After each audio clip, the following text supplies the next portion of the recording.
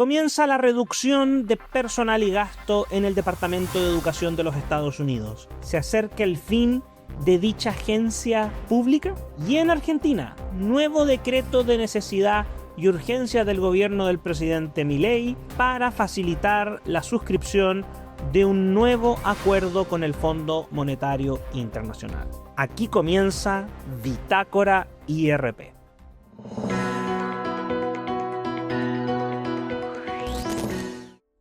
Muy bienvenidos, soy Álvaro Iriarte, director de contenidos del Instituto República, y como cada semana los acompaño con algunas de las noticias, ideas, personajes y perspectivas globales que están marcando pauta en Bitácora del Instituto República.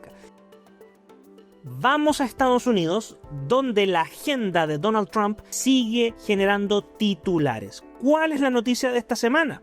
La noticia de esta semana es que, tal como lo había anunciado en campaña, el presidente comenzó con lo que ha denominado su cruzada para cerrar el Departamento de Educación de los Estados Unidos, que cumple algunas funciones similares a las que podría cumplir el Ministerio de Educación en un país como Chile o en otros gobiernos. Un dato importante es que el miércoles 12 de marzo pasado, las oficinas amanecieron cerradas después de que la secretaria de Educación, Linda McMahon, anunciara en un comunicado que se había decidido poner en baja administrativa a la mitad del personal contratado en la agencia federal a contar del 21 de marzo del año 2025. Esto significa en la práctica que si el Departamento de Educación tenía contratado 4.133 trabajadores, la cifra se va a reducir a 2.183 a lo menos. Y esto sigue en la ruta del plan de desmantelar esta agencia federal creada en 1979, esto es una creación reciente, y en un contexto no solamente de una promesa de campaña, sino que también de un anhelo y un sueño de muchos conservadores a lo largo de la historia reciente de Estados Unidos, cuando se crea este organismo. Incluso el mismo presidente Reagan en algún momento tuvo tensiones con el Departamento de Educación.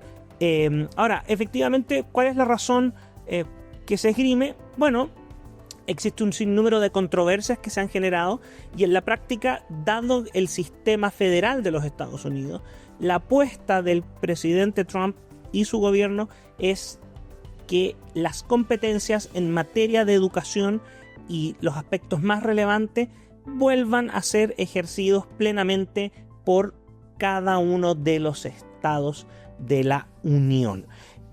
Por supuesto que además existe un componente importante dentro de la narrativa de reducción de costos, gastos y de detener la deuda pública en los Estados Unidos, y efectivamente la justificación parte porque hay muchos que no están trabajando, algunos que llevaban trabajo remoto desde la pandemia sin volver a pisar las oficinas. Y en ese sentido también es importante tener en perspectiva que una de las discusiones políticas que se dio durante la administración anterior fue una suerte de sobreideologización del Departamento de Educación desde la perspectiva de la base de apoyo del presidente Donald Trump, como por ejemplo la condonación de los préstamos estudiantiles y la imposición de normas de carácter federal en materia de educación sexual, pero también de, por ejemplo, las políticas de baño único o baños mixtos en los colegios e incluso en otras instancias de educación. Ahora, también en Estados Unidos, la noticia en otro aspecto, que es el aspecto económico, está siendo lo que algunos medios ya se han apresurado en llamar como guerra comercial, debido a que el presidente Donald Trump ha hecho uso de la política de tarifas y aranceles para generar entonces una suerte de reciprocidad de acuerdo a lo que él mismo planteó.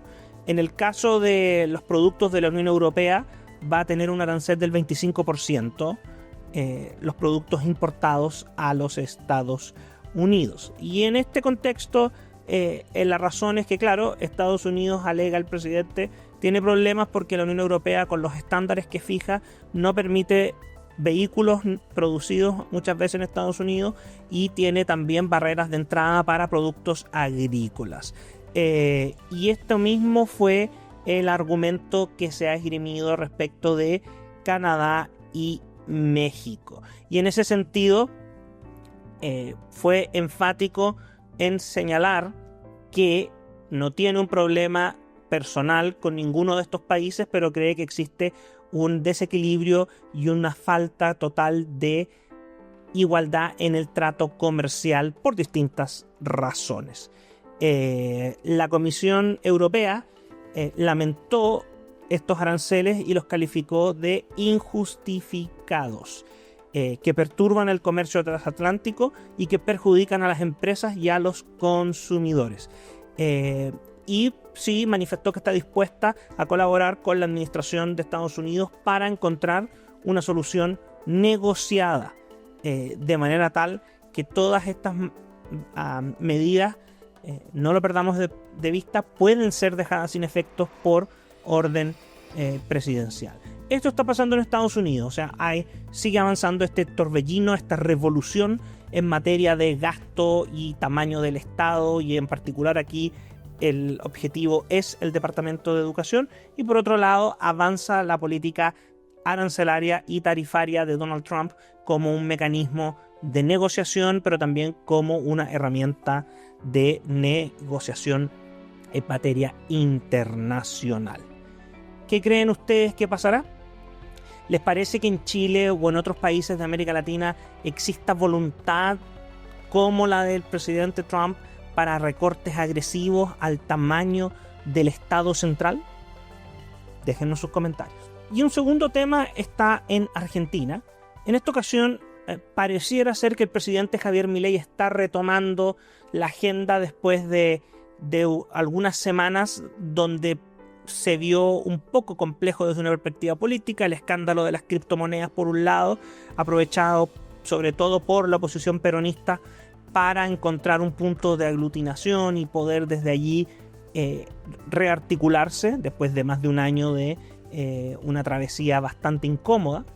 Y por otro lado, un episodio de seguridad en Bahía Blanca en que se vio involucrada la ministra del Interior, Patricia Bullrich, que ha cosechado bastantes éxitos en materia de seguridad, pero aquí aparentemente hubo algún problema adicional y tuvo que ser escoltada rápidamente fuera de una actividad, algo que no había ocurrido en este año. ¿Pero por qué decimos que parece que está retomando la iniciativa? Porque vuelve a colocar el foco de discusión en los temas que le han dado el mayor respaldo a su candidatura y que le han dado también el respaldo una vez ya en el gobierno. Y me refiero a los temas económicos. ¿Qué sucedió? El presidente volvió a firmar un decreto de necesidad y urgencia, el famoso DNU, en este caso para autorizar un nuevo acuerdo con el Fondo Monetario Internacional. El decreto de necesidad y urgencia es una herramienta establecida en la Constitución de Argentina que permite entrar a funcionar con una pieza legislativa que luego tiene que pasar por la aprobación de ambas cámaras. Basta que una de las cámaras la rechace y se cae el decreto, pero lo importante es que desde el momento que se dicta comienza a operar. Y lo que busca el presidente Milei, de acuerdo a lo informado oficialmente por el gobierno y al propio texto de este decreto, es fortalecer la posición financiera de Argentina, garantizar la estabilidad macroeconómica, el acceso a los mercados de crédito internacionales, la disminución de las restricciones cambiarias y la reducción de la inflación.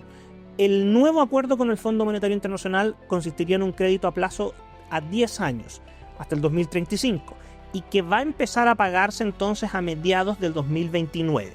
Lo importante es que este crédito también va a ser destinado a pagar parte de la deuda que Argentina ya tiene con el Fondo Monetario Internacional. El DNU señala que es para suscribir un programa de facilidades extendida. y esto en el fondo es una operación que incluye el pago de intereses y cargos en plazos y tasas preestablecidos por el organismo de crédito, el FMI, para este tipo de acuerdos.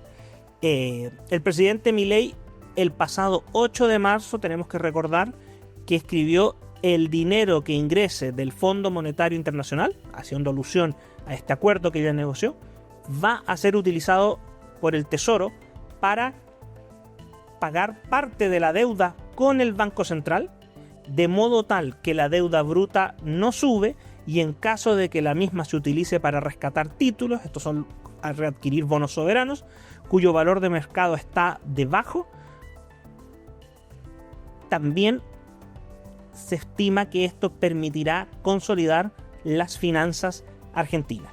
Por lo tanto, el acuerdo con el FMI busca restaurar el patrimonio del Banco Central de la República Argentina, para que de este modo la inflación sea solo un mal recuerdo del pasado. ¿Qué datos tenemos?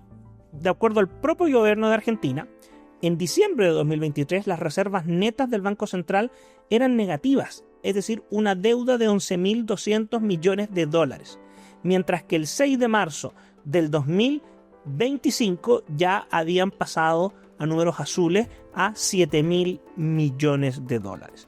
Entonces, el gobierno del presidente Milei ha sostenido en el DNU que el ajuste fiscal y la política de déficit cero permitieron la reducción significativa de la inflación y la pobreza en este primer año de gobierno del presidente Milei y La Libertad Avanza.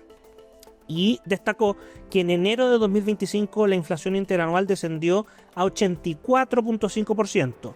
Sí, lo están escuchando bien. Un logro que haya bajado a 84.5%. Imagínense los niveles de inflación que existía interanual en la Argentina. La pobreza disminuyó del 55% al 39% solo por los efectos de manejo macroeconómico, y esto según las estimaciones del Consejo Nacional de Coordinación y Políticas Sociales, en base a todos los datos entregados por el Instituto Nacional de Estadísticas y Censos.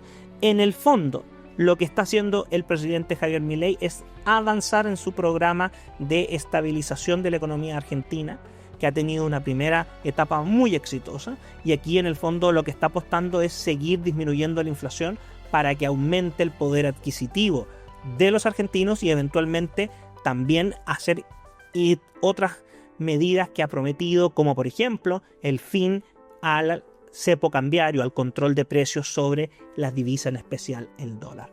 ¿Crees tú que el presidente Milei tendrá éxito? ¿Logrará la aprobación en el Congreso de este DNU? Déjanos tu comentario. Bien, hemos llegado al final de esta nueva edición de Bitácora. Como siempre, los dejo cordialmente invitados a suscribirse al canal de YouTube del Instituto República y activar las notificaciones para estar al corriente de todas las novedades que estamos constantemente preparando para ustedes. También pueden seguirnos en nuestras redes sociales: Twitter, Instagram, LinkedIn, Facebook y TikTok. Los dejo también invitados para la próxima semana a un nuevo capítulo de Bitácora IRP. Nos vemos.